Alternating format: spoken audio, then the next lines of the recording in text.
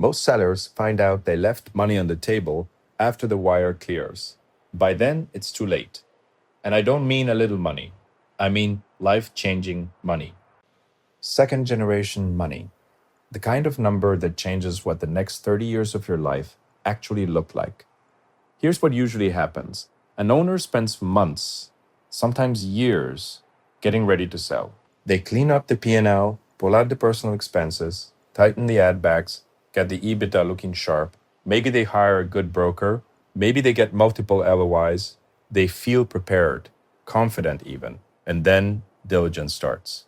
Somewhere between week 3 and week 6, the buyer's team starts finding things. Not fraud, not lies. Just the normal reality of how a business that's been running for 20 years actually operates.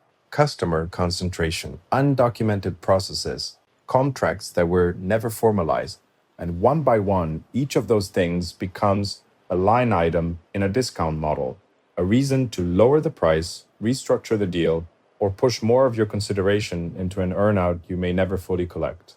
I've watched owners walk into a process expecting $28 million and close at $21 million. Not because the business wasn't good, because it wasn't prepared. Here's the thing most sellers never understand going in. A PE firm sitting across from you isn't just trying to figure out what your business is worth. They're building a case for why it's worth less than you think. That's their job.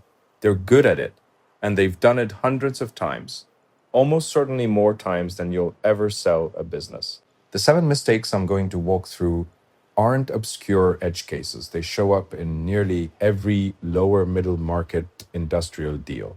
Most owners are making several of them right now and have absolutely no idea because nobody ever showed them what buyers are actually looking for behind the numbers. Stick with me through all 7, because the last one, mistake 7, is the one that ends the most deals, and almost nobody talks about it honestly. By the end of this, you're going to see your business the way a PE firm sees it, and you're going to know exactly what needs to change before the first conversation starts. Mistake 1, treating EBITDA as the whole story. Let me tell you about an HVAC services company that went through a sale process last year. The owner had spent 18 months preparing. He had $3.8 million in adjusted EBITDA, right where his advisor told him it needed to be. He went to market feeling like he'd done everything right. Then the buyer's QOE team got in. And when they were done, the supportable EBITDA wasn't $3.8 million. It was $2.9 million. Not because anyone lied, not because the business was hiding anything, but because 3 years of one-time safety training costs got rejected as recurring. The owner comp adjustment got benchmarked against what it would actually cost to replace him in the market, not what he'd been paying himself. And $400,000 in project revenue from a single job got treated as non-recurring income. Nearly $1 million in EBITDA just disappeared before the first offer letter was written. Here's the hard truth. EBITDA gets you in the room. It does not get you to close at the number you want. The moment diligence opens your financials, buyers are running 3 questions on every number. Is this real? Is it repeatable? And what happens to it once you're gone? Every ad bag that can't survive scrutiny gets thrown out. Every normalization without documentation gets rejected. But here's something most industrial owners miss, and this connects directly to mistake 4, which we'll get to. Revenue quality matters just as much as revenue size. Project-based income, lumpy contract work, one-off equipment sales, that revenue gets discounted hard against businesses with recurring service agreements or long-term supply contracts. 2 businesses at identical EBITDA can trade at a full multiple turn difference based purely on how predictable the top line is. And margin trajectory tells its own story. If your EBITDA margins have been flat or declining, buyers model that trend forward. The multiple follows the direction of that line. The fix is simple, but most owners skip it. Before a buyer commissions a QOE, you should already know which of your ad backs will survive one. Run that exercise yourself 12 months before going to market. Don't let the QOE be the first time you find out what your real EBITDA is. Mistake 2, ignoring customer concentration. A buyer I know has a line he uses in every management presentation. He says, I'm not buying a business. I'm buying a relationship, and that relationship isn't mine yet. When one customer is 40% of your revenue, he means that literally, in his mind, you're not a business. You're a subcontractor to that account. You just call it something else. Customer concentration is a single structural issue that discounts more lower middle market industrial deals than anything else. And the thresholds are well established. One customer above 20% to 25% of revenue draws serious scrutiny. Above 30%, you're looking at a half to full turn discount in multiple. On a $4 million EBITDA business, that's $2 to $4 million out of your pocket. Gone. Before you've even started negotiating. Push past 40% to 50% with a single account, and some buyers walk entirely. The ones who stay restructure the deal so heavily around earnouts, tied to whether that customer stays, that your full price is really just a conditional promise. What buyers are actually doing is running a customer loss scenario. They pull the anchor account, rebuild the EBITDA without it, and ask one question: does that service still work? If it doesn't, they either reduce the leverage they'll put on the deal, reduce the price, or both. Your concentration problem becomes their financing problem, and they price it right back to you. Now, industrial concentration is often structural: OEM relationships, supplier qualification costs, program-based revenue. Buyers understand that context, but they don't give you credit for stickiness unless you can document it. Sole source agreements, multi-year contracts, embedded tooling, switching costs that are real and measurable. We've worked with them for 15 years. Sounds reassuring. In a discount model, it doesn't move a single number. There's also a secondary signal buyers read in concentration that almost no seller anticipates. They see it as a sales capability problem. A business where one customer drives half the revenue is a business that, in their view, never had to learn how to sell. That makes the growth story harder to tell. And we'll come back to that in a minute, because it connects directly to mistake 4. The fix. Start converting informal purchase order relationships into master service agreements now, before you go to market. And if your concentration has been declining year over year, that trend is a story you can and should. Direction matters even when the absolute number is still high. Mistake 3, owner, dependency, and management depth. This one is personal. And I want you to really sit with it, because it's the mistake that hits owners the hardest emotionally. You built this business. You know every customer, every margin, every quirk in the operation. You've been the person who solved every problem for 20 years. That's something to be proud of. But to a PE buyer, it's a liability. Let me show you what I mean. A precision machining company in the Southeast went to market at 7x EBITDA. Strong margins, recurring revenue, clean books. During the management presentation, the buyer asked the CFO to walk through the costing model for a typical job. The CFO looked at the owner. The owner answered. They asked about the top customer relationship. The owner answered. They asked who would run sales during a transition. The owner answered again. By the end of that meeting, the buyer had a very clear picture of what they were actually buying. Not a business, a person. The offer came in at 55x. The owner was stunned. He felt like he'd been punished for being good at his job. PE firms are not buying a job. They are buying a business that runs without you in it. Owner dependency shows up the same way every time. The owner is the primary relationship on the top 3 accounts. The owner holds all the institutional knowledge about how jobs get priced and problems get solved. There's no real management layer between the founder and the employees, just you and then everyone else. What buyers want to find, instead, is a COO or GM running daily operations, a sales leader who generally owns the pipeline, and a finance person who can answer hard questions without looking at you for approval. That last detail matters more than most sellers realize. If your CFO won't answer a question without glancing at you first, buyers notice. They write it down. And here's the compounding problem nobody explains clearly enough. Owner dependency doesn't just hurt your multiple, it affects your deal structure. The more embedded you are, the more buyers push toward longer earnouts, consulting agreements, and lower upfront cash at close. You don't lose the deal necessarily, you just get paid later and at risk.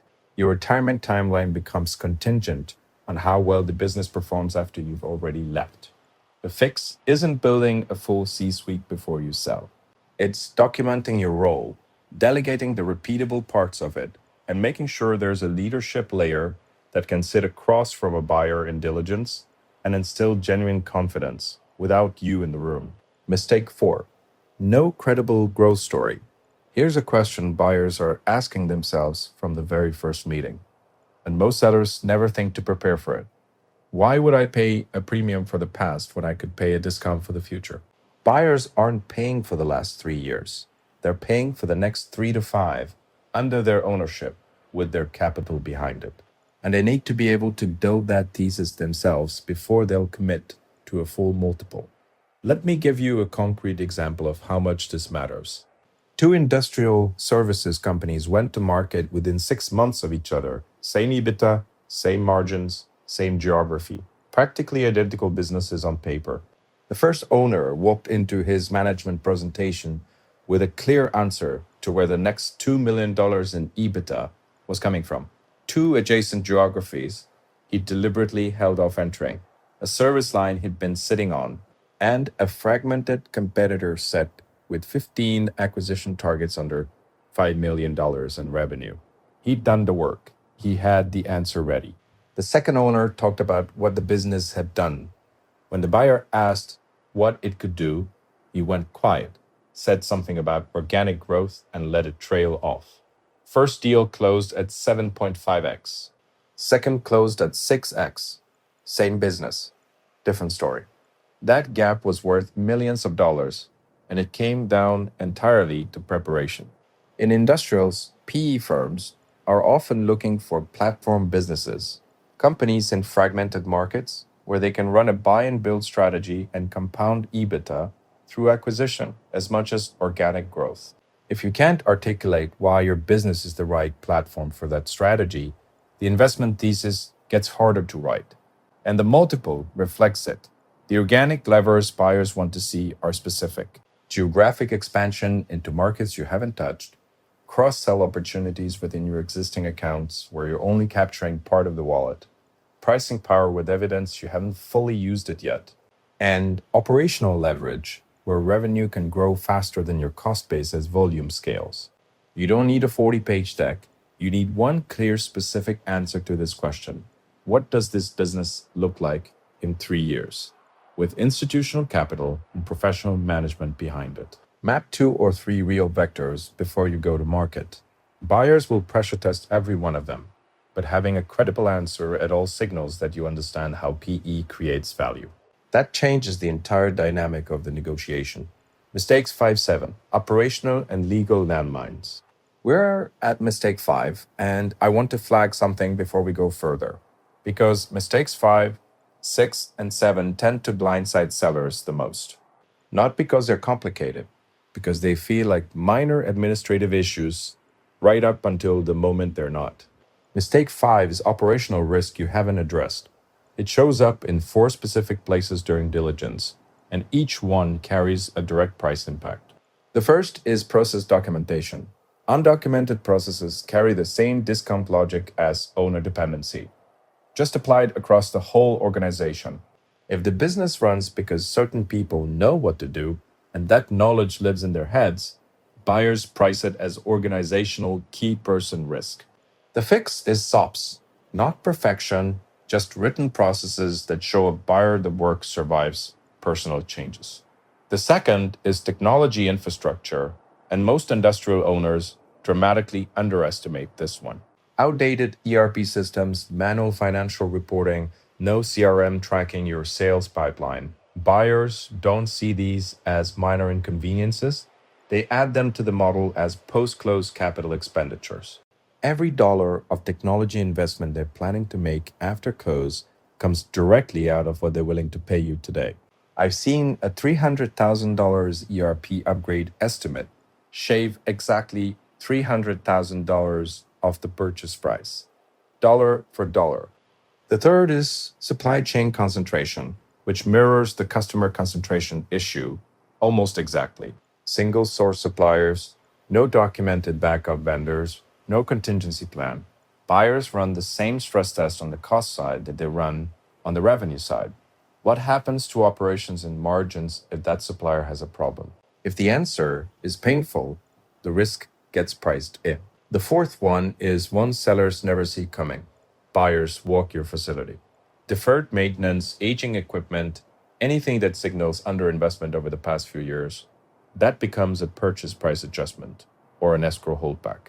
They're not just reading your income statement, they're checking whether the physical business matches the financial story you've been telling. Mistake six is legal and structural mess. And this category has a specific dangerous ability to blow up deals that are otherwise completely ready to close. Keep this in mind as we go through it, because the fix for everything in this section is cheap and easy before you go to market. It's expensive and painful after. Contracts that require third-party consent to assign are a closing risk with a timeline nobody can control. If a major customer contract can't transfer without that customer signing off, your deal sits in limbo, waiting for their legal team to respond. Some respond in days, some take months, and the longer a deal hangs open, the more things can go wrong. Financing conditions change, buyer conviction softens, your own team starts to feel the uncertainty. IP owned by individuals instead of the company is a deal stopper in diligence, not a negotiating point. This is common in founder-led industrial businesses where patents or proprietary processes were developed early and never formally assigned to the entity. By the time a buyer's legal team flags it, you're either scrambling to fix it under extreme time pressure, or the deal restructures entirely around the risk. Cap table complexity adds cost and delay even when it's ultimately solvable. Minority shareholders, undocumented equity arrangements, options without proper paperwork. Each one requires legal work and introduces timeline risk that gets reflected somewhere in the offer. And no non-competes or IP assignment agreements with key employees means a buyer is acquiring a business where the people who matter most could walk out the next day and compete directly. They don't treat that as a theoretical risk. They model it and they price it. Mistake 7 doesn't appear anywhere in a QOE. It doesn't show up in a legal review.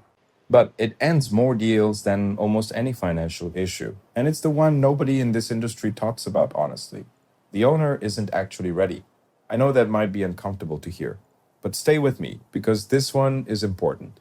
Selling a business you've built over 20 years is one of the hardest emotional transitions a person can make.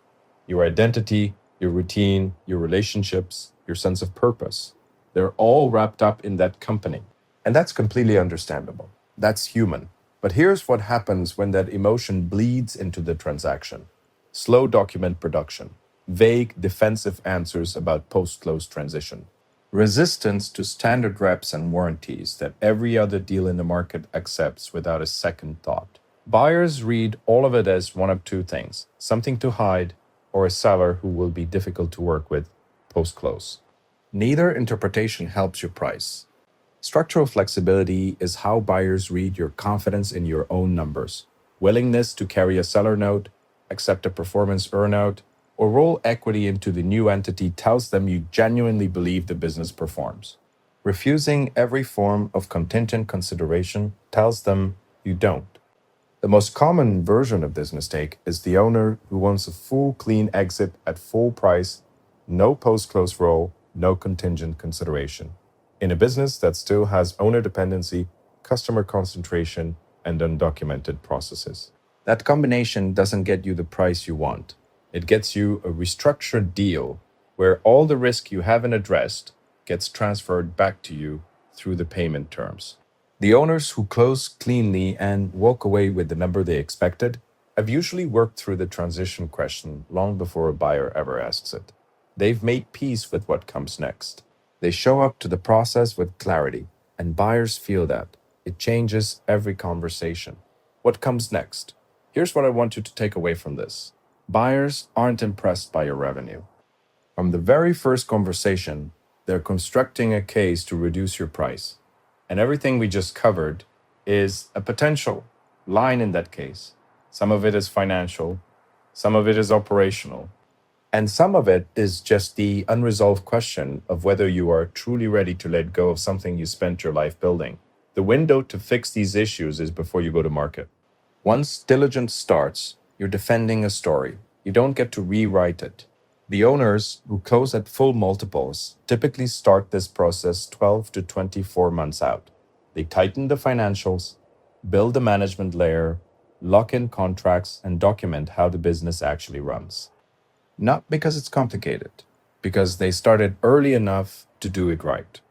You've put 20, maybe 30 years into building something real. You deserve to get paid for all of it, not most of it, all of it. If you want to know where your business stands against all 7 of these right now, the link in the description gets you a 30-minute exit readiness call with a senior advisor. You'll have a written summary within 24 hours. No pitch, just an honest look at what your business looks like from the other side of the table, and exactly what it would take to change the picture before you go to market.